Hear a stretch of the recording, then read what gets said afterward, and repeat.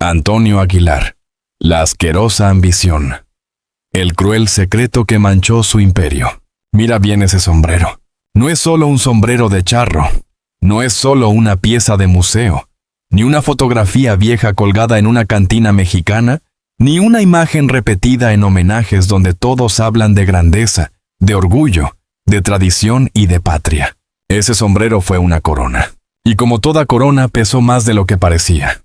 Debajo de ese ala ancha, hubo una voz que llenó palenques, cines, plazas de toros, teatros, estadios y ferias. Hubo un hombre que convirtió el caballo en escenario, la pistola de utilería en leyenda, el traje de charro en marca familiar y el rancho en un imperio. Se llamaba Antonio Aguilar. Para México fue el charro de México. Para millones de migrantes fue una bandera con voz. Para la industria fue una máquina de vender discos, películas, entradas y nostalgia. Para su familia fue algo mucho más complicado.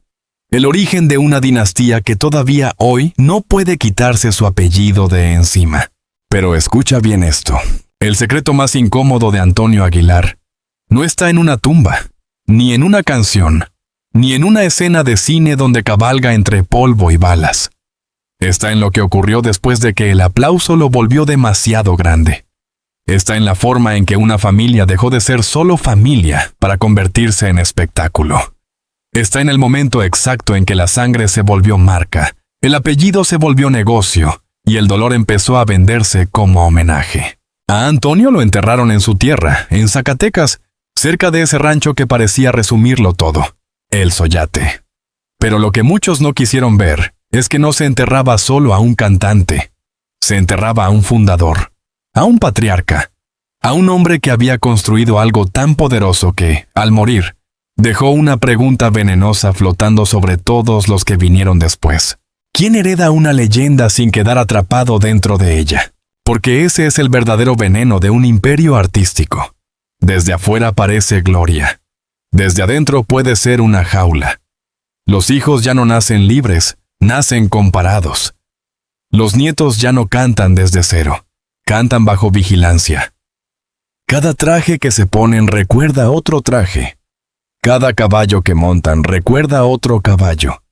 Cada aplauso que reciben trae escondida una deuda con un muerto. Y entonces aparece la palabra que nadie quiere pronunciar cuando se habla de las grandes familias del espectáculo: ambición. No la ambición limpia del que trabaja para salir de abajo. No la ambición noble del que quiere levantar una casa donde antes hubo polvo. No. Hablamos de otra cosa. De esa ambición más oscura que aparece cuando el éxito ya no basta, cuando el apellido debe producir siempre, cuando la memoria se administra como una empresa, cuando hasta el luto tiene fecha de gira, luces, boletos y patrocinadores. Antonio Aguilar no empezó así. Por eso esta historia duele. Porque al principio no había imperio, no había escenario gigante, no había dinastía, no había herederos discutiendo con el fantasma de un apellido. Había un niño en Zacatecas, una casa marcada por el campo, una familia donde el futuro no se prometía. Se arrancaba. Había un muchacho mirando la tierra como quien mira una condena y una oportunidad al mismo tiempo. Había una voz todavía sin dueño. Y había una lección que lo seguiría hasta el final. Si quieres que el mundo te respete, primero tienes que construir algo tan grande que nadie pueda ignorarte. Ese fue su impulso, su motor, su bendición y también, quizá, su maldición. Porque Antonio Aguilar construyó tanto, acumuló tanto símbolo, tanto poder, tanta imagen, que al final su figura ya no le pertenecía del todo. Le pertenecía al público, a la industria, a México, a la nostalgia, a los hijos, a los nietos, a los empresarios, a cualquiera que pudiera pronunciar su nombre frente a una cámara y hacer que una multitud recordara tiempos mejores. El cruel secreto que manchó su imperio no fue un solo acto escondido en una noche. Fue algo más lento, más silencioso, más difícil de aceptar. El secreto fue que la grandeza también cobra, y la factura casi nunca la paga solo el que la construyó. Para entenderlo hay que volver al principio. no al Antonio de los homenajes, no al patriarca sentado como estatua, no al hombre ya convertido en mural. Hay que volver a ver al muchacho que todavía no era leyenda, al hijo de Zacatecas que salió de la tierra con una idea clavada en la cabeza. No volver a ser pequeño nunca más. Villanueva, Zacatecas, 17 de mayo de 1919. Antes de que el país lo llamara el Charro de México, antes de que su voz se metiera en las radios de medio continente, antes de que los caballos, las películas y los discos hicieran de su apellido una bandera. Antonio Aguilar era un niño más en una tierra donde la vida no regalaba suavidad. Su nombre completo era José Pascual Antonio Aguilar Márquez Barraza. Un nombre largo, pesado, de esos que parecen traer familia, historia y polvo pegados desde la cuna.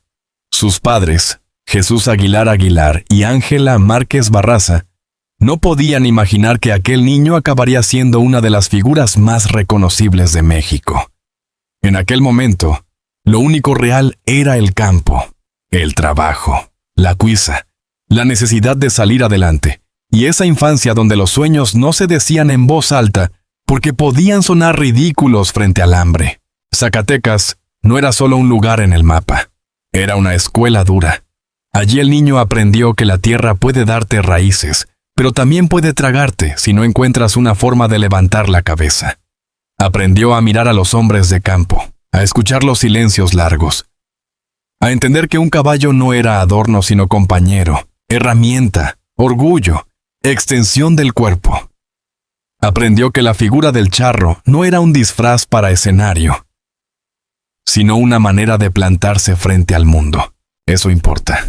Porque años después, cuando Antonio se pusiera el traje impecable y subiera a cantar frente a miles, muchos pensarían que estaban viendo una imagen fabricada por la industria. Pero no. Lo que veían era una infancia convertida en espectáculo, una memoria rural transformada en marca, una raíz auténtica explotada hasta volverse imperio. Desde joven entendió que el destino no iba a tocarle la puerta con modales. Había que perseguirlo, había que irse, había que probar. Había que fracasar sin quedarse tirado. Y como tantos artistas de su generación, llegó a la Ciudad de México con más voluntad que certezas. La capital era otro animal. Allí el talento no bastaba. Había que saber esperar en pasillos, aguantar rechazos, sonreír cuando nadie sabía tu nombre, cantar aunque el pago fuera poco, convencer a desconocidos de que detrás de ese muchacho provinciano había algo que valía la pena escuchar. En sus primeros años no existía todavía el Antonio imponente. Existía un joven buscando puerta. Cantaba, observaba, aprendía, probaba estilos, miraba a los grandes desde abajo. Y abajo se aprende una cosa que arriba se olvida con facilidad. Nadie te debe nada. Por eso cuando llegó la oportunidad de la radio, no la trató como un paso más. La trató como una grieta en la pared. La XEW no era cualquier estación. Era un templo de voces. Entrar ahí significaba que México podía escucharte.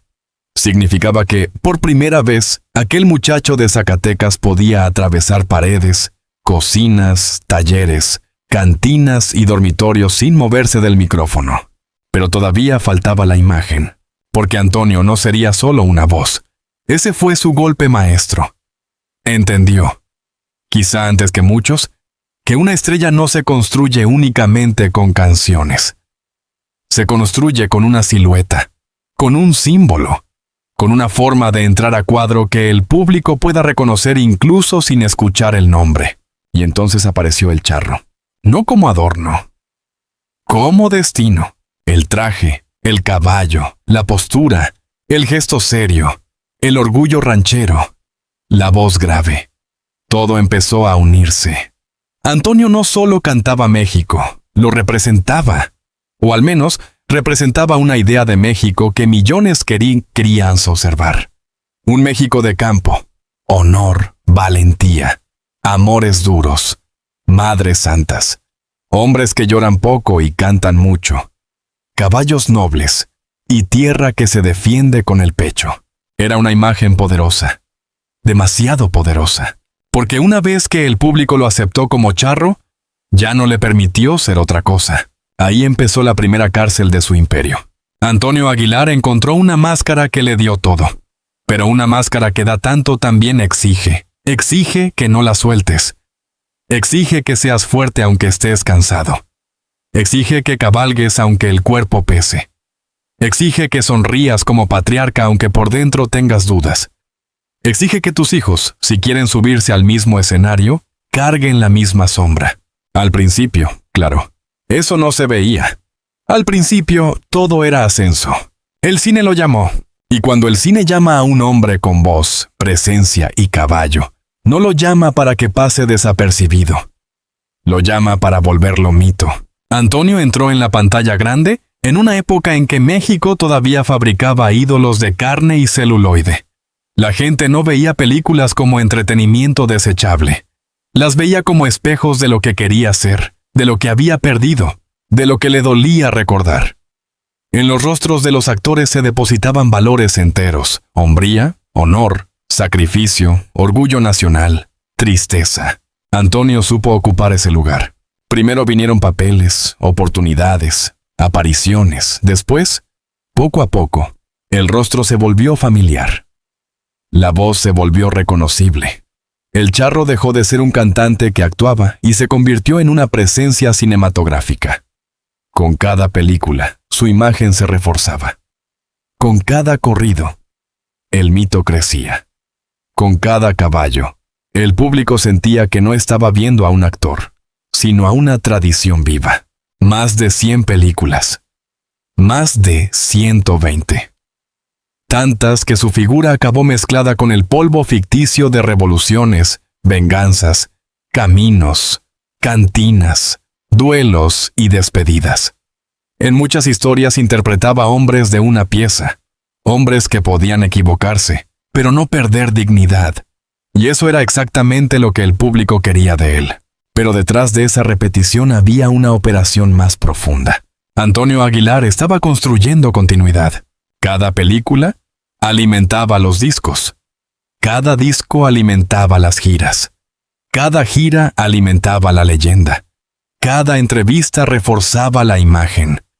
Cada aparición pública recordaba al país que él no era solo un artista. Era una institución. Y cuando un artista se vuelve institución, deja de ser tratado como persona. Ya no se le pregunta si quiere.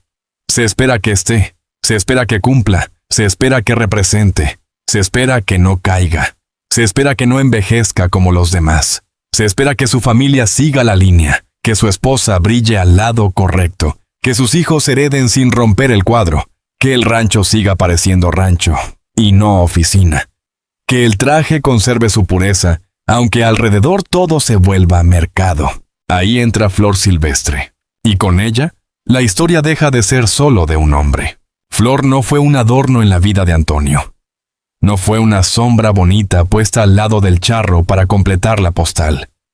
Flor Silvestre tenía nombre, voz, carrera, temperamento y leyenda propia.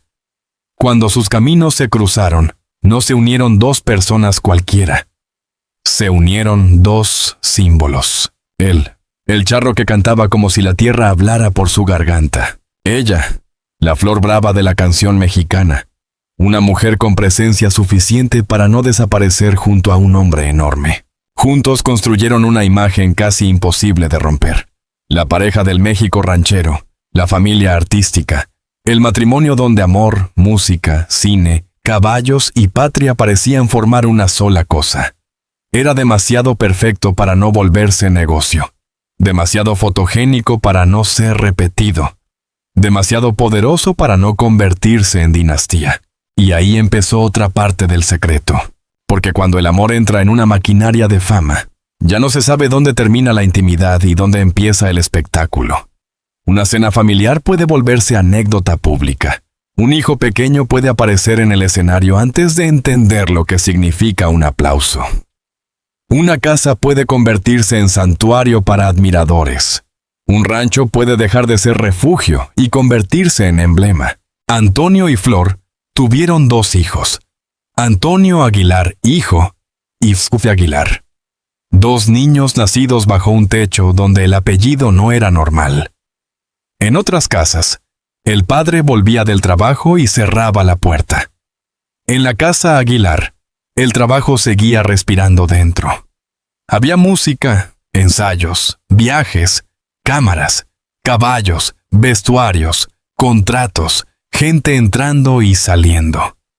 Había una sensación constante de que la vida familiar estaba atravesada por algo más grande. Imagínate crecer así. Tu padre no es solo tu padre, es una figura nacional. Tu madre no es solo tu madre, es una voz que el público reclama. El rancho no es solo tu casa, es parte de una leyenda. El apellido que llevas no es una casualidad, es una exigencia. Antes de cantar una nota, ya estás siendo comparado. Antes de elegir tu camino, ya hay un camino marcado. Antes de equivocarte, ya hay periodistas esperando ver si manchas el nombre. Esa es la herencia que casi nadie menciona cuando habla de dinastías. Todos ven el privilegio. Pocos ven la deuda.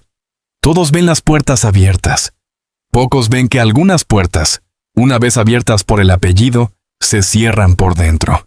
Pepe Aguilar lo entendería después a su manera. Antonio Aguilar, hijo, también. Y más tarde vendrían los nietos, los nuevos rostros, los nuevos escenarios, los nuevos titulares. La dinastía seguiría creciendo. Pero cuanto más crecía, más grande se volvía la sombra del fundador. Antonio, mientras tanto, seguía levantando su imperio pieza por pieza. No era un hombre de una sola pista. Cantaba, actuaba, producía, escribía, montaba espectáculos ecuestres, llevaba la charrería a públicos que quizá nunca habían visto un lienzo charro. Entendió que el espectáculo no tenía que limitarse al micrófono. Podía entrar un caballo, podía entrar una familia, podía entrar una tradición entera. Podía entrar México, o al menos una versión de México cuidadosamente iluminada. Ese fue su genio. También fue el inicio de la ambición que después otros confundirían con destino familiar. Antonio no vendía solo canciones, vendía pertenencia. Vendía memoria. Vendía el orgullo de los que se fueron al norte y necesitaban escuchar una voz que les devolviera el rancho perdido. Vendía a los hijos de migrantes la imagen de un México que quizá no habían vivido, pero que aprendían a amar a través de un corrido. Vendía caballos, trajes, trompetas, polvo, valentía, lágrimas y una idea poderosa, que la identidad también podía subirse a un escenario. Por eso su público no lo aplaudía como se aplaude a un cantante cualquiera. Lo aplaudía como se saluda a una bandera.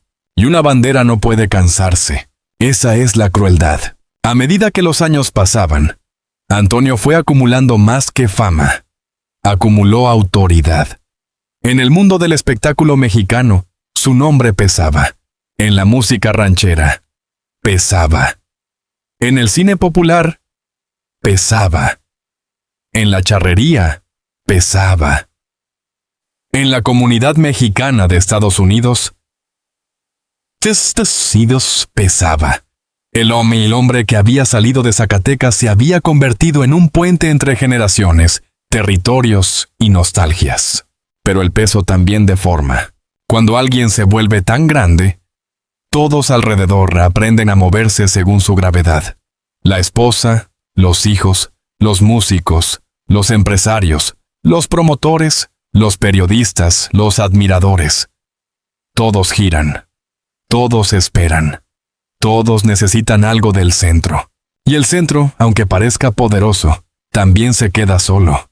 Porque nadie mira igual a un hombre cuando ese hombre se convierte en patrimonio sentimental de un país. Ya no le hablan solamente a él. Le hablan al mito. Le piden fotos al mito. Le piden canciones al mito. Le piden consejos al mito.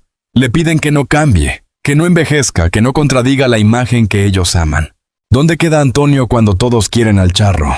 Esa pregunta atraviesa toda su historia. La respuesta quizá estaba en El Soyate. El rancho fue más que una propiedad. Fue un centro de gravedad, un lugar real y simbólico. La tierra donde el charro podía volver a ser hombre. pero también el escenario perfecto para reforzar la leyenda. En El Soyaté se mezclaban la familia, los caballos, la memoria, el orgullo rural y la imagen pública. Era refugio y museo antes de ser museo. Era casa y marca. Era raíz y vitrina. Allí se podía entender la contradicción completa de Antonio Aguilar. Quería volver a la tierra, pero la tierra ya estaba convertida en símbolo. Quería proteger a los suyos, pero los suyos habían nacido dentro de la vitrina. Quería dejar un legado. Pero el legado podía convertirse en carga. Y aún así siguió. Porque hay hombres que no saben detenerse. No por simple codicia. No por maldad, sino porque confunden detenerse con morir. Antonio pertenecía a una generación donde el cansancio se escondía, donde el hombre fuerte debía aguantar, donde el patriarca no podía admitir que la maquinaria le estaba comiendo las fuerzas. El escenario seguía llamando. El público seguía esperando. La familia seguía dependiendo de una estructura que él había creado. La ambición, al principio, fue supervivencia. Después fue disciplina. Después fue orgullo. Y al final, como ocurre tantas veces, se volvió herencia. El público veía el brillo. Los trajes, las giras, las ovaciones, las películas repetidas por televisión, las canciones que sonaban en reuniones familiares, las fotos de Antonio y Flor como pareja inmortal, los hijos cantando, los nietos creciendo. Todo parecía continuidad perfecta. Pero ninguna dinastía es perfecta. Toda dinastía tiene grietas. La primera grieta es que nadie dentro de ella, Yala, puede ser completamente anónimo. El hijo de un ídolo no se equivoca en privado. Se equivoca frente a una comparación. La nieta de una leyenda no canta solo una canción. Canta frente a generaciones que creen tener derecho a juzgar la pureza del apellido. El nieto no se sube al escenario únicamente con su voz. Se sube con muertos detrás. Y cuando el apellido se vuelve empresa, cualquier conflicto familiar se convierte en noticia. Cualquier distancia se interpreta como traición. Cualquier silencio como pleito. Cualquier decisión artística como amenaza a la tradición. Eso no empezó con los nietos. Empezó el día en que Antonio hizo de su propia vida una obra demasiado grande para quedar encerrada en casa. No lo hizo solo. La industria lo empujó. El público lo pidió. Mi Coco lo necesitó. Pero él aceptó. Aceptó convertirse en símbolo. Aceptó que su familia fuera parte del cuadro. Aceptó que el rancho, el caballo, la esposa, los hijos y el apellido formaran una sola narración. Y las narraciones, cuando venden, rara vez dejan escapar a sus personajes. Aquí aparece la parte más incómoda del título, la asquerosa ambición. No hay que leerla como una acusación simple contra un solo nombre. Sería demasiado fácil. Sería incluso injusto. La ambición más desagradable en esta historia no cabe en una persona. Es una maquinaria. Es el hambre de una industria que descubre que la familia vende más que el talento solo. Es el deseo del público de tener ídolos limpios, patriarcales, eternos, aunque por dentro sean humanos. Es la necesidad de convertir cada generación en producto antes de preguntarle si quiere serlo. Antonio Aguilar levantó un imperio con trabajo, talento y terquedad. Pero una vez levantado, el imperio empezó a pedir alimento. Más discos, más giras, más películas, más presencia, más herederos, más homenajes, más nostalgia, más apellido, más tradición, más espectáculo. Y cuando un imperio pide alimento, lo más fácil es darle sangre. Sangre familiar. Por eso la dinastía Aguilar fascina tanto. No solo por la música. Fascina porque vemos en ella algo antiguo. La promesa de continuidad y el riesgo de repetición. El abuelo funda. El hijo sostiene. Los nietos actualizan. El público compara. Los medios observan. Y cada tanto, una polémica recuerda que debajo del traje, debajo del maquillaje, debajo del sombrero, siguen existiendo personas. Antonio vivió lo suficiente para ver parte de ese legado caminar. Pepe no fue una copia simple. Tenía otra sensibilidad, otra época, otra manera de mezclar tradición y modernidad. Su nacimiento mismo parecía escrito para la leyenda, hijo de dos figuras enormes, nacido durante el movimiento de una vida de giras, criado entre escenarios y ranchos. Desde pequeño entendió que la música no era solo vocación, era ambiente, era aire, era mandato silencioso. Antonio Aguilar, hijo, también cargó su propio lugar dentro del apellido. Ser el hijo mayor de un patriarca artístico puede parecer privilegio, pero también puede ser una zona difícil, demasiado cerca del origen para escapar, demasiado comparado para empezar limpio. Y luego llegaron los nietos, Ángela, Leonardo, Majo, otros nombres, otras ramas, otras expectativas. Cada uno con su propia voz, pero ninguno completamente libre del eco, porque el eco de Antonio Aguilar no se apaga, se hereda, a veces como bendición, a veces como condena. Mientras tanto, la vida del fundador avanzaba hacia su última etapa. Los años no perdonan ni siquiera a los hombres que parecen de bronce. El cuerpo que montó caballos, recorrió escenarios, filmó jornadas largas y sostuvo una imagen de fuerza empezó a pagar lo que todos los cuerpos pagan. La voz, la presencia, la energía, todo seguía rodeado de respeto, pero el tiempo ya estaba trabajando en silencio. En 2007, la noticia empezó como empiezan las noticias que nadie quiere creer. Hospital, infección pulmonar, estado delicado, familia cerca, oraciones, periodistas esperando afuera. Antonio Aguilar, el hombre que había parecido invencible, estaba en una cama. No había caballo, no había escenario, no había traje de charro capaz de detener la fragilidad. Solo un cuerpo anciano peleando contra una enfermedad. El país miraba. Y ese es otro precio de la leyenda.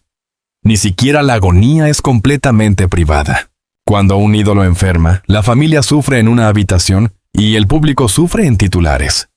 Los médicos hablan, los programas especulan, los admiradores rezan, los compañeros visitan. Todos quieren una señal, una mejora, una frase, una última imagen. Pero dentro de esa aviación hay algo mucho más simple y más terrible.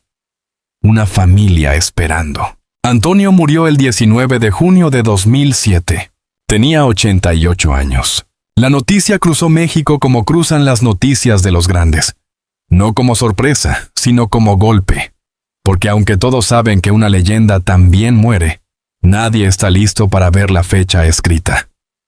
El charro había dejado de respirar, y con él se cerraba una forma de entender el espectáculo mexicano.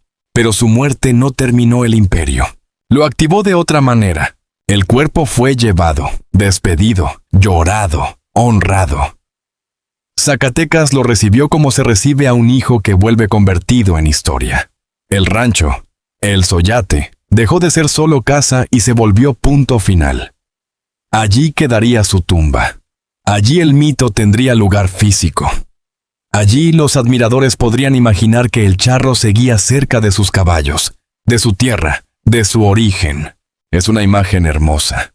También es una imagen cruel, porque los muertos ilustres descansan, pero sus nombres siguen trabajando. Después de Antonio, cada homenaje lo revivió. Cada gira familiar lo invocó. Cada entrevista sobre la dinastía lo puso de nuevo en la mesa. Cada vez que Pepe Aguilar apareció con caballos, luces, mariachi y familia, la sombra del padre entró con él. Cada vez que Ángela o Leonardo subieron al escenario, el público vio juventud, sí, pero también vio continuación. La marca no había muerto. El imperio seguía respirando. Y entonces la pregunta volvió con más fuerza. ¿Hasta dónde un homenaje honra? ¿Y desde dónde empieza a explotar? Esa pregunta incomoda porque no tiene respuesta limpia. Cuando una familia artística continúa una tradición, puede hacerlo por amor, por orgullo, por memoria, por vocación real. Pero también vive dentro de una industria que convierte ese amor en producto, ese orgullo en boleto, esa memoria en gira, esa vocación en estrategia de mercado. La familia Aguilar ha llevado la tradición del jaripeo y la música mexicana a nuevas generaciones. Eso es cierto.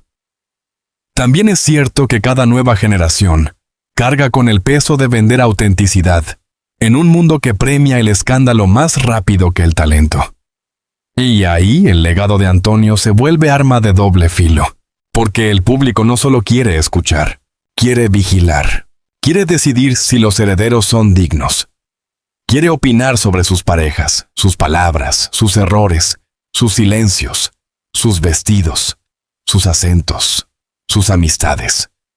Quiere defender al abuelo incluso contra los nietos, como si la memoria del muerto le perteneciera más a la multitud que a la sangre.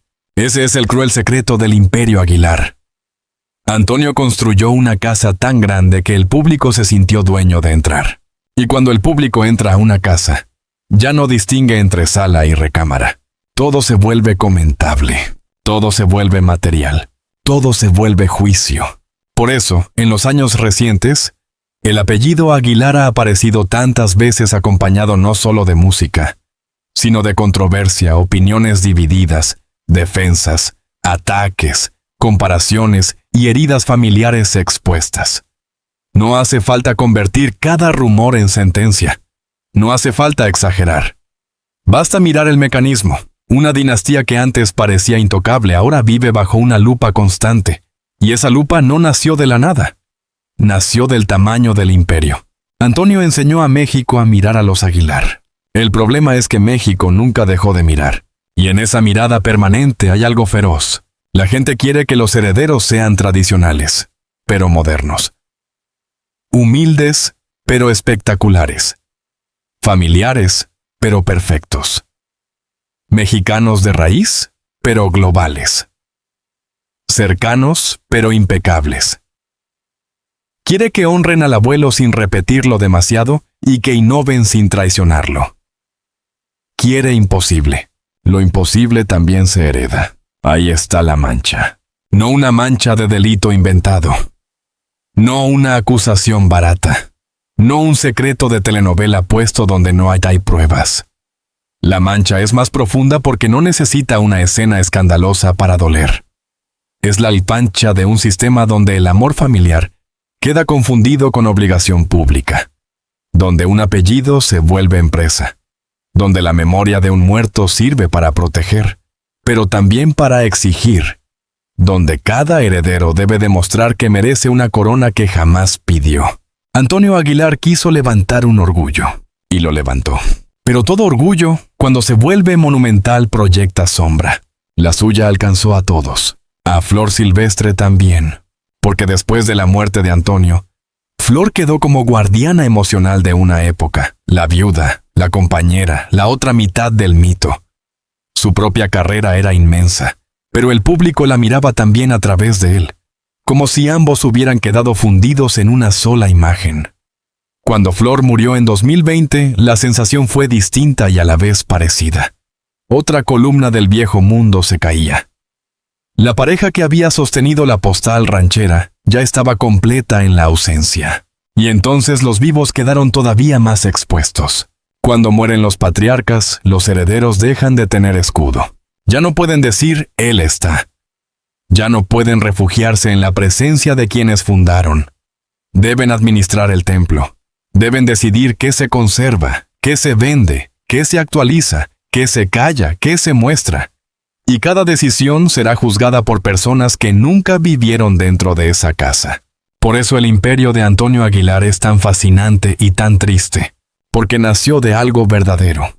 Una voz, una tierra, una tradición, una disciplina feroz. Pero sobrevivió como sobreviven los imperios modernos, convertido en relato, marca, espectáculo y conflicto. Escucha cualquier canción de Antonio y entenderás por qué fue amado. Hay una gravedad en su forma de cantar, una manera de poner el pecho en cada frase, una masculinidad antigua que no pedía permiso, pero que también escondía fragilidad detrás del orgullo. Sus corridos no eran solo historias, eran mundos. Sus rancheras no eran solo melodías, Eran declaraciones de pertenencia. Su voz tenía polvo, metal, sombra. No era una voz pulida para gustar a todos. Era una voz que parecía venir de un camino largo. Eso no se fabrica. Por eso sería injusto reducirlo a una maquinaria ambiciosa. Antonio fue más que su imperio. Fue un artista real. Trabajó como pocos. Llevó símbolos mexicanos a escenarios enormes. Dio a la charrería una visibilidad que cruzó fronteras. Representó para millones una conexión emocional con el país, especialmente para quienes vivían lejos. En Estados Unidos, su figura tenía un peso especial. Para muchos migrantes, verlo era volver a casa por unas horas. Pero precisamente porque fue tan importante, su historia merece una mirada menos cómoda. Los ídolos no se destruyen por admitir sus sombras. Se vuelven humanos. Y Antonio Aguilar fue humano. Un hombre con ambición. Sí. Con visión. Sí. Con orgullo. Sí. Con necesidad de control, probablemente. Como tantos patriarcas de su generación. Un hombre que quiso ordenar su mundo alrededor de valores que consideraba firmes. Familia, tradición, trabajo, caballo, música, tierra. Pero los valores, cuando se vuelven espectáculo, pueden endurecerse, pueden convertirse en guión, pueden impedir que los demás respiren fuera del marco. ¿Podía un hijo de Antonio Aguilar no cantar? ¿Podía un nieto de Antonio Aguilar no representar nada? ¿Podía alguien dentro de esa familia equivocarse sin que la historia del abuelo fuera usada como medida? Esa es la jaula invisible. No se ve en las fotos, no aparece en los homenajes, no se menciona cuando suenan los mariachis. Pero está ahí. Cada vez que alguien dice, con ese apellido no puedes fallar. Cada vez que un público exige pureza a una persona joven, porque su abuelo fue símbolo. Cada vez que un escenario familiar se presenta como celebración, pero por debajo late la pregunta de quién manda, quién hereda, quién conserva el centro. La ambición más oscura no siempre grita quiero dinero. A veces se disfraza de deber. Dice, hay que honrar el legado. Dice, la familia debe seguir. Dice, el público lo espera. Dice, tu abuelo estaría orgulloso. Y con frases así, se puede empujar a una persona a vivir una vida que parece elegida, pero está marcada desde antes. No sabemos qué pensaría Antonio de todo lo que vino después. Esa es la ventaja y la tragedia de los muertos. Todos los usan, pero ninguno puede responder. Unos dirían que estaría orgulloso al ver el jaripeo renacer con nuevas generaciones, al ver a sus nietos cantando, al ver que el apellido sigue convocando multitudes. Otros pensarían que sufriría al ver polémicas, divisiones, ataques en redes, titulares donde la música queda enterrada bajo el escándalo. Quizá ambas cosas serían ciertas. Quizá el patriarca sentiría orgullo y preocupación al mismo tiempo. Porque ningún fundador controla su legado después de morir. Puede dejar instrucciones, propiedades, canciones, imágenes, ejemplo. Pero no puede controlar el hambre de la industria, ni la ansiedad de los herederos, ni la crueldad del público, ni el modo en que una nueva época devora apellidos famosos. Antonio construyó en un mundo de radio, cine, televisión y palenques. Sus herederos viven en un mundo de clips, comentarios, cancelaciones, viralidad y juicios instantáneos. El imperio cambió de clima, y no todos los castillos sobreviven igual a una tormenta nueva. Piensa en la tumba de El Soyate. Allí todo parece quieto, la tierra, el aire, la memoria. Uno puede imaginar el silencio como una forma de respeto. Antonio descansa donde quiso estar, cerca de sus raíces. Pero afuera de ese silencio, su nombre sigue moviéndose. Sigue apareciendo en notas, canciones, homenajes, comparaciones, giras, discusiones. La tumba está quieta. El apellido, no. Eso es lo inquietante. Un hombre muere, pero el negocio de recordarlo continúa. Y no siempre por maldad. A veces por amor. A veces por gratitud. A veces cositas. A veces porque el público sinceramente necesita seguir escuchando esas canciones, pero también porque la nostalgia es rentable, porque la tradición llena recintos, porque una dinastía ofrece una historia fácil de vender. Abuelo, hijo, nietos, caballos, México, sangre, continuidad. La palabra sangre vende mucho, y cuando la sangre vende, la ambición se acerca, no con rostro de villano, con sonrisa de homenaje. Esto es por él, esto es para que no muera, esto es tradición, esto es familia. Pero debajo de esas frases puede esconderse otra pregunta. ¿Quién se beneficia de que el muerto siga trabajando? Esa pregunta no acusa, ilumina, y al iluminar, incomoda. Antonio Aguilar, en vida, supo beneficiarse de su propia imagen. La construyó, la cuidó, la multiplicó. Tenía derecho a hacerlo. Era su trabajo, su talento, su visión. El problema aparece cuando la imagen sobrevive al cuerpo y empieza a exigir sacrificios a quienes no eligieron fundarla. Los hijos heredan dinero, sí, pero también heredan expectativas. Los nietos heredan oportunidades, sí, pero también heredan vigilancia. La familia hereda orgullo, sí, pero también hereda una narrativa que otros creen poder escribir desde afuera. Ese es el cruel secreto que manchó el imperio, no que Antonio no fuera grande, sino que su grandeza fue tan descomunal que dejó a los vivos peleando por respirar dentro de ella. Y quizá por eso su historia debe contarse desde el rancho, y no solo desde el escenario. En el escenario todo era claro. El charro sale, canta, el público aplaude. En el rancho todo era más complejo. El padre, el esposo, el patrón, el fundador, el hombre cansado, el anciano, el recuerdo. Allí el mito debía quitarse las botas. Allí el apellido pesaba de otra manera. Allí los hijos veían no solo al ídolo, sino al hombre que tal vez exigía, ordenaba, protegía, callaba, decidía. Allí Flor no era solo Flor silvestre, sino una mujer que había compartido décadas con una figura enorme. Allí la familia no era portada, sino convivencia real. Las dinastías se ven hermosas desde la butaca. Desde la mesa familiar pueden doler. Hay una escena imaginaria que resume todo. No hace falta que haya ocurrido exactamente así para que sea verdadera en sentido emocional. Un domingo cualquiera en El Soyate. Afuera, caballos. Dentro, fotografías.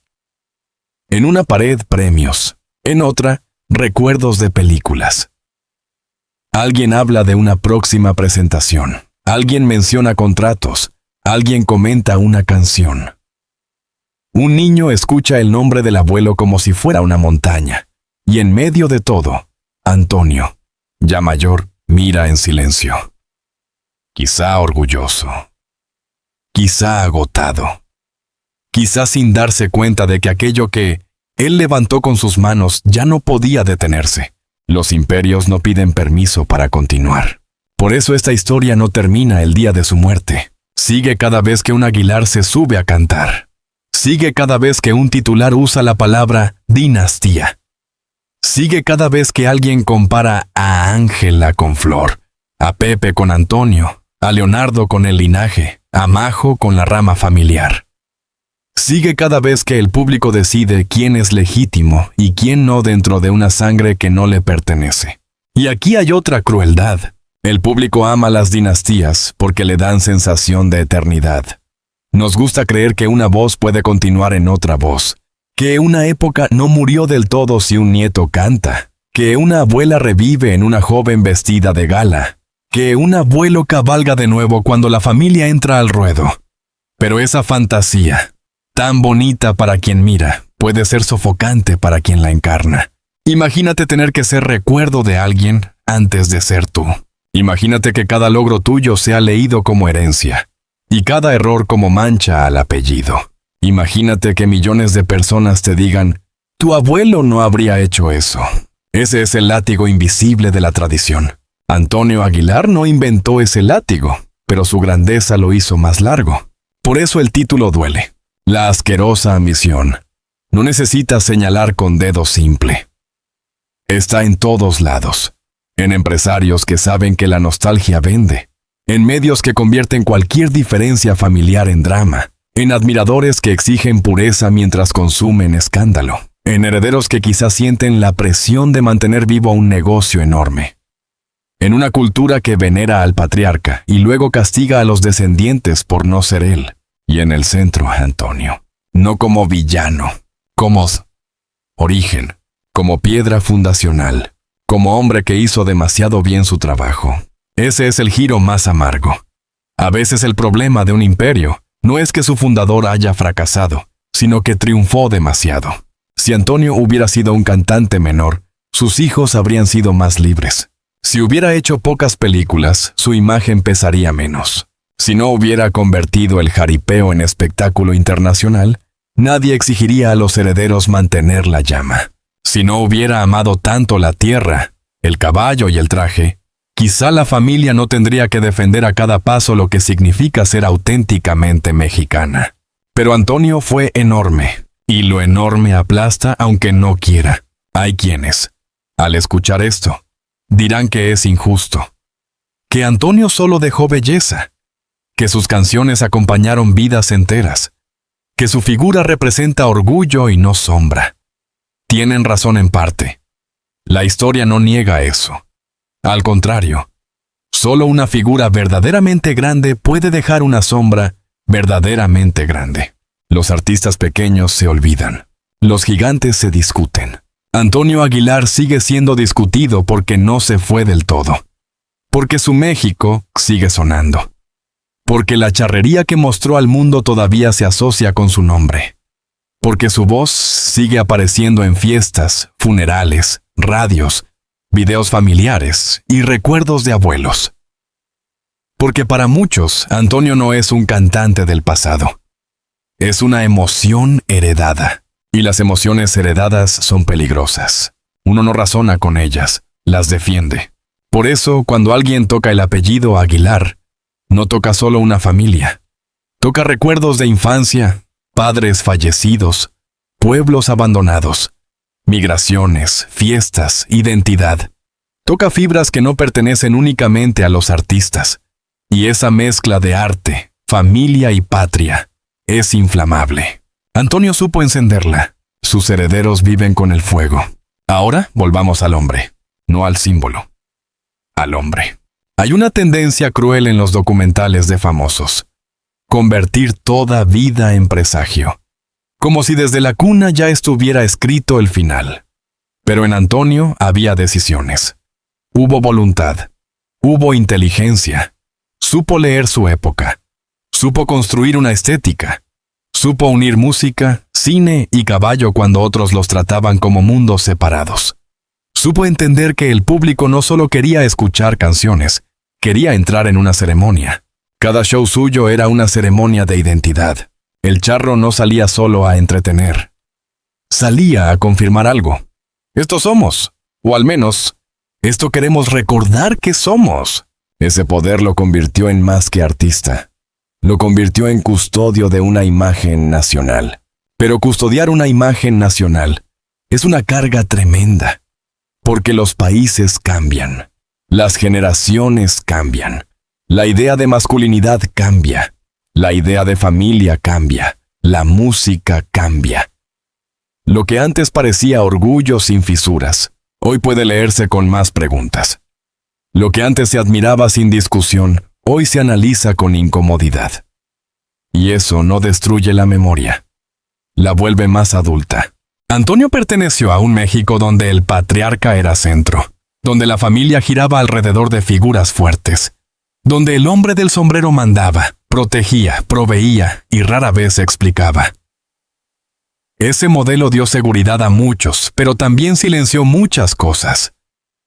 En las dinastías artísticas, el patriarca puede ser inspiración y sombra al mismo tiempo. Puede abrir puertas y ocupar todo el aire. Puede amar a su familia y convertirla sin querer en parte de su proyecto. Ese es el punto más delicado. ¿Dónde termina el sueño de Antonio y dónde empieza el destino impuesto a los Aguilar? Nadie puede responderlo por completo. Pero la pregunta basta para mirar distinto cada fotografía familiar. Antonio con Flor. Antonio con sus hijos. Antonio en el rancho. Antonio en el escenario. Antonio rodeado de caballos. Antonio mayor, ya convertido en monumento viviente. En cada imagen hay orgullo, pero también hay estructura, un orden, una jerarquía, una narrativa donde todo parece acomodado alrededor de una figura central. Y cuando esa figura muere, el orden no desaparece. Se vuelve fantasma. El fantasma del patriarca puede ser más exigente que el patriarca vivo, porque el vivo se contradice, envejece, se equivoca, se cansa. El muerto, en cambio, queda congelado en su mejor versión. Nadie compite contra un hombre real. Compiten contra una estatua emocional. Pepe no compite solo con Antonio padre. Compite con el Antonio que el público recuerda. Ángela no compite solo con la música actual. Compite con la idea de pureza que muchos proyectan sobre Flor y Antonio. Leonardo no compite solo con otros jóvenes. Compite con una línea masculina de charros, voces y caballos. Majo, Antonio Jr., cada rama, cada nombre, todos se mueven en un mapa trazado por alguien que ya no está. Ese es el verdadero imperio. No las propiedades, no los discos, no las películas. El imperio es mental. Es simbólico. Es una estructura de expectativas que sigue gobernando después de la muerte. Y eso sí mancha. No porque el legado sea malo, sino porque nadie debería tener que pedir permiso a un fantasma para existir. En los últimos años, cuando la dinastía Aguilar aparece en conversación pública, muchas veces la música queda mezclada con asuntos personales, críticas, defensas, bodas, comentarios, tensiones, redes sociales. Algunos se escandalizan y dicen, antes no era así. Pero quizá antes también había conflictos, solo que no existía esta maquinaria hambrienta de exposición permanente. Antes las familias famosas podían cerrar algunas puertas. Ahora hasta el silencio se interpreta. Antonio vivió la fama de una época más lenta. Sus descendientes viven la fama de una época sin piedad. Y sin embargo, el origen de la exposición está en el mismo lugar. El apellido como espectáculo. Cuando una familia se presenta durante décadas como familia artística, el público aprende a consumirla como conjunto. Luego, cuando esa familia pide privacidad, el público se indigna. Pero si ustedes nos invitaron a mirar, parece decir. Esa es la trampa. Antonio abrió la puerta del rancho simbólico. Las nuevas generaciones intentan decidir quién entra, pero la multitud ya se acostumbró a sentirse dentro. Por eso esta historia no puede contarse solo como homenaje. Sería incompleta. Tampoco puede contarse como ataque. Sería injusta. Debe contarse como tragedia de grandeza. Un hombre que levantó un monumento tan hermoso que terminó proyectando sombras sobre los suyos. La tragedia de Antonio Aguilar no fue morir olvidado. No fue caer en desgracia. No fue perder el cariño del público. Al contrario. Murió amado, respetado, llorado. Su nombre quedó alto. Sus canciones siguieron. Su rancho se volvió memoria. Su tragedia fue otra. No pudo llevarse su imperio con él. Lo dejó aquí, respirando, exigiendo, produciendo, comparando. Y quizá eso es lo que ninguna canción ranchera alcanza a decir. Que a veces el triunfo de un padre se vuelve la prueba más dura para sus hijos. Hay una frase que podría resumirlo todo. Antonio Aguilar no dejó una herencia. Dejó un escenario encendido. Y alguien tenía que seguir parado ahí. Primero sus hijos, luego sus nietos, luego cada nuevo rostro que lleve o roce el apellido. Algunos lo harán con orgullo real, otros quizá con cansancio, otros con deseo de demostrar que son más que una rama del árbol. Pero todos, de una forma u otra, cantan con el árbol detrás, y el árbol es inmenso. Volvamos a la voz. Porque antes de la marca, antes de la dinastía, antes de las controversias, antes de los titulares modernos, estaba la voz. Esa voz es la razón por la que la historia importa. Sin ella, no habría imperio. Sin ella, no habría sombra. Sin ella, no habría nada que discutir. Antonio cantaba como quien cuenta una verdad aprendida a golpes. No necesitaba adornar demasiado. Su fuerza estaba en la autoridad emocional. Podía cantar corridos de hombres bravos, canciones de despedida, temas de tierra y muerte, y hacer que todo sonara inevitable. La voz tenía algo de sentencia. Uno creía lo que decía, incluso cuando la historia era exagerada, incluso cuando el cine la envolvía en artificio. Esa credibilidad fue su capital más grande. El público le creyó como charro, le creyó como mexicano, le creyó como patriarca, le creyó como Ziábate, hombre de campo aunque fuera estrella internacional, le creyó como guardián de tradición. Esa confianza no se compra fácilmente. Se construye con años de coherencia pública. Pero la coherencia pública también puede volverse prisión privada. Si todos creen que eres invencible, ¿a quién le dices que tienes miedo? Si todos creen que eres patriarca perfecto, ¿cómo admites errores? Si todos creen que tu familia es emblema, ¿cómo permites que cada uno sea imperfecto? La leyenda exige limpieza. La vida produce manchas. Tarde o temprano chocan. En el caso de Antonio, la mancha no borró su obra, pero sí obliga a mirar el costo de su modelo. El costo de convertir la masculinidad ranchera en ideal absoluto. El costo de presentar la familia como continuidad perfecta. El costo de levantar una marca sobre sangre. El costo de alimentar una industria que, después, no sabe distinguir homenaje de explotación. Y aquí aparece el público, que no es inocente. Nos gusta culpar a los famosos por vender su vida. Pero nosotros compramos. Nos gusta indignarnos por la ambición de las dinastías. Pero damos clic. Nos gusta decir que la música debería bastar. Pero seguimos preguntando por pleitos, bodas, herencias, distancias, gestos y comentarios. El imperio no se sostiene solo desde adentro. Se sostiene porque afuera hay millones dispuestos a consumirlo. Antonio Aguilar entendió al público, quizá demasiado bien. Le dio lo que quería: grandeza, identidad, espectáculo, familia, tradición. El público respondió con devoción, pero esa devoción, con el tiempo, se volvió derecho.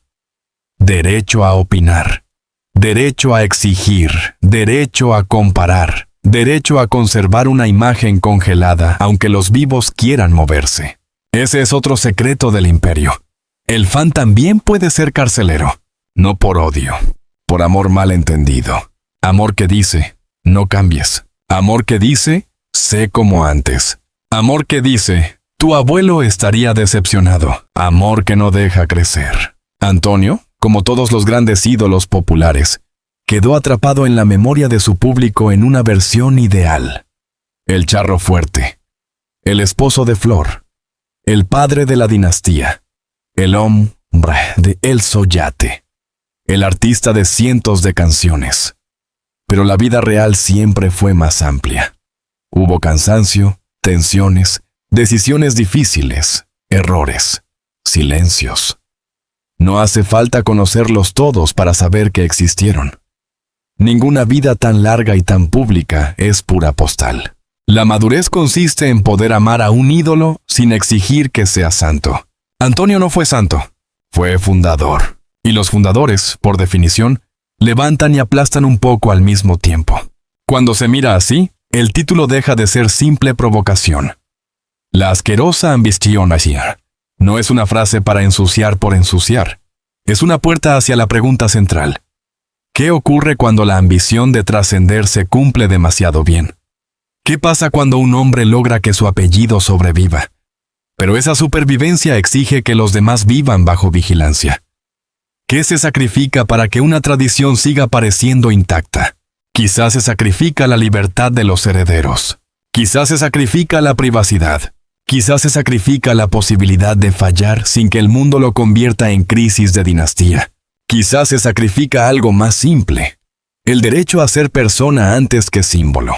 Antonio Aguilar fue símbolo. Los suyos heredaron el símbolo. Y nadie enseña a un niño cómo cargar un símbolo sin romperse. Por eso, cuando veas una presentación familiar llena de luces, caballos y mariachis, mira también lo que no se ve. Mira los años de comparación. Mira la disciplina. Mira la obligación de sonreír frente a públicos que aman y juzgan al mismo tiempo. Mira la manera en que un apellido abre puertas, pero también coloca cámaras detrás de cada una. Mira la sombra del abuelo caminando detrás de cada nota, no para destruir la belleza, para entenderla completa. La belleza del Imperio Aguilar existe. Sería absurdo negarlo. Hay talento real, hay historia, hay canciones que forman parte de la memoria sentimental de México. Hay una aportación enorme a la música regional, al cine popular, a la charrería como espectáculo, a la identidad de comunidades dentro y fuera del país. Pero la sombra también existe. Y la sombra dice que ninguna dinastía se mantiene solo con amor. Se mantiene con trabajo, estrategia, control, renuncias, silencios y sí, ambición. A veces una ambición admirable, a veces una ambición fea. A veces ambas en la misma mesa. Antonio supo hacer de sí mismo un emblema. Flor supo brillar dentro y fuera de esa unión. Sus hijos supieron continuar. Sus nietos intentan traducir el legado a una época que no perdona. Y el público, mientras tanto, sigue pidiendo más. Más tradición, más autenticidad, más espectáculo, más intimidad, más explicación. Siempre más. Esa palabra es la verdadera dueña de todo imperio. Más. Antonio quiso más porque venía de menos. La industria quiso más porque vio negocio. El público quiso más porque se enamoró del mito. Los herederos recibieron ese más como destino. Y ahí está la tragedia. El hombre sombreolo que tal vez solo quiso que su voz llegara lejos, terminó fundando una maquinaria que todavía no sabe detenerse. Imagina la última noche simbólica. No la noche exacta de su muerte, sino la última noche del mito completo. Antonio ya no puede subirse al caballo. Flor lo mira con la memoria de décadas. Los hijos saben que el tiempo se acaba. Todo se acaba. Afuera, México espera noticias. En algún lugar, una canción suya suena sin saber que su dueño se está yendo. En otro lugar, un niño escucha el apellido Aguilar por primera vez. En una oficina, quizá alguien ya piensa en homenajes. En una familia, alguien llora no al artista, sino al padre. Eso es lo que la fama mezcla de forma cruel. Mientras unos pierden a un ser querido, otros reciben contenido histórico. Mientras una casa entra en duelo, el país prepara tributo. Mientras una familia intenta entender la ausencia, la industria empieza a organizar la memoria. Y después todos dirán que fue por amor. Tal vez sí, pero el amor, cuando se mezcla con negocio, necesita ser vigilado. Porque puede deformarse. Puede convertir la tumba en marca. Puede convertir el homenaje en calendario. Puede convertir el apellido en obligación. Puede convertir la sangre en espectáculo. Ese es el secreto que manchó el imperio. No un cadáver escondido, no una traición única, no una escena de villanos. Algo más cotidiano y más terrible. La incapacidad de dejar descansar completamente a una leyenda porque todavía produce sentido, dinero, identidad y poder. Antonio descansa. Su nombre no. Y quizá nunca lo haga. Cada generación volverá a pronunciarlo. Cada documental lo rescatará. Cada polémica familiar lo usará como vara moral. Cada fan defenderá su recuerdo. Cada heredero deberá decidir si se acerca más al fuego o si intenta alejarse sin parecer ingrato. Eso es vivir después de un gigante. Nadie sale ileso de un gigante. Ni siquiera el gigante. Porque al final Antonio Aguilar también quedó atrapado en lo que construyó. El público lo recordará siempre con sombrero, caballo, voz firme, traje impecable. Lo recordará como charro antes que como anciano. Como patriarca antes que como hombre frágil. Como símbolo antes que como José Pascual Antonio. el niño de Zacatecas que un día tuvo miedo de no llegar a ninguna parte. La leyenda le dio eternidad. También le robó matices. Y tal vez por eso conviene cerrar esta historia donde empezó. Mirando el sombrero. Ese sombrero que parece orgullo puro. Ese sombrero que millones veneran. Ese sombrero que dio identidad, fortuna, poder y continuidad. Pero también ese sombrero que se volvió corona, y toda corona exige cuello. Antonio Aguilar sostuvo la suya durante décadas. Después se la dejó a su sangre. Y desde entonces, cada Aguilar que sube al escenario siente, aunque no lo diga, el peso de ese ala inmensa sobre la cabeza. La gente aplaude sin verlo. Los mariachis tapan el sonido. Los caballos avanzan. Las luces se encienden. El apellido brilla. Pero debajo de todo, muy abajo, sigue latiendo la pregunta que mancha cualquier imperio familiar. ¿Esto es amor por la memoria? ¿O hambre de que la memoria siga produciendo? Quizá nadie quiera responderla. Quizá por eso la historia de Antonio Aguilar sigue siendo tan poderosa. Porque no es solo la historia de un cantante muerto. Es la historia de lo que México hace con sus ídolos cuando ya no están. Primero los llora. Luego los convierte en santos populares. Después exige que sus hijos y nietos los mantengan vivos. Y finalmente se escandaliza cuando descubre que los herederos son humanos. Antonio no pudo evitar ese destino. Lo creó, lo alimentó, lo volvió hermoso y lo dejó ardiendo. El charro de México cabalgó hasta convertirse en imperio. Pero el imperio, como todos los imperios, no se quedó limpio. Se llenó de intereses, expectativas, comparaciones, nostalgia y ambiciones. Algunas nobles. Otras no tanto. Y en medio de esa mezcla, su figura sigue de pie, enorme, imposible de ignorar. Tal vez esa sea la última ironía. Antonio Aguilar quiso que no lo olvidaran. Lo logró. Pero el precio de no ser olvidado es que nadie deja de usar tu nombre. Ni para cantar, ni para vender, ni para juzgar, ni para herir, ni para recordar. Y cuando una vida llega a ese punto, ya no pertenece solo al hombre que la vivió. Pertenece a todos y a nadie. A la familia que la hereda. Al público que la reclama. A la industria que la empaqueta. A los periodistas que la reviven. A los nietos que la cargan. A los muertos que no pueden defenderse de tanto amor interesado. Antonio Aguilar sigue cabalgando en la memoria. Pero detrás del polvo dorado de esa cabalgata hay una sombra que no conviene ignorar. La sombra de una ambición que empezó como hambre de grandeza y terminó convertida en jaula familiar. La sombra de un secreto cruel.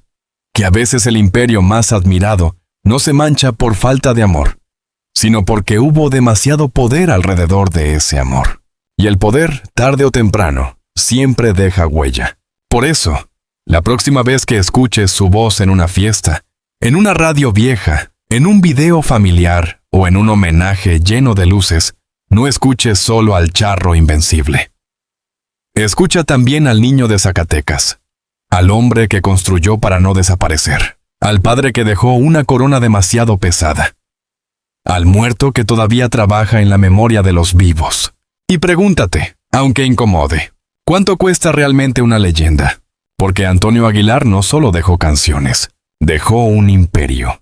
Y todo imperio, incluso el más querido, tiene una habitación cerrada donde guarda lo que no quiere que nadie vea.